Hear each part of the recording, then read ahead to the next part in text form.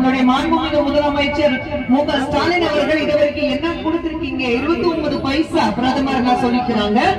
ஆனா நம்மளுடைய பிரதமர் மோடி அவர்கள் தமிழகம் மட்டும் இதுவரைக்கும் 2,75,000 கோடி உங்களுக்கு கொடுத்திருக்கிறாரு.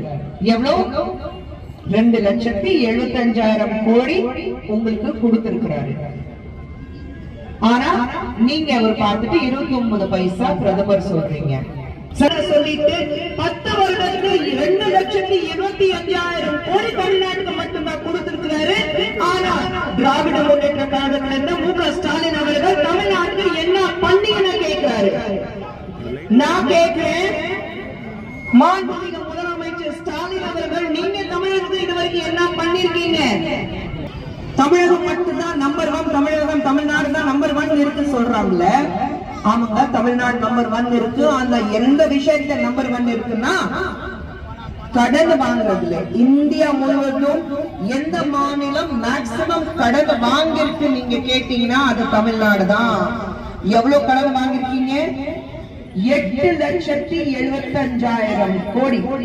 10 வருடத்துல 8,85,000 கோடி கடன் வாங்கியிருக்காங்க. கடந்த 3 வருடத்துல மட்டும் 3,87,000 கோடி. 3 வருடத்துல திமுக வந்த ஆட்சியிலிருந்து நீங்க கிட்டத்தட்ட 4 லட்சம் கோடி நீங்க கடன் வாங்கியிருக்கீங்க. இப்போ என்ன சொல்லிருக்கீங்க? இது பத்தல, 1,43,000 கோடி இன்னும் அதிகமா வேணுமா? நான் கேட்கிறேன், இது வரைக்கும் இவ்வளவு பணம் வாங்கிருக்கீங்க, மக்களுக்கு என்ன செலவு பண்ணீங்க?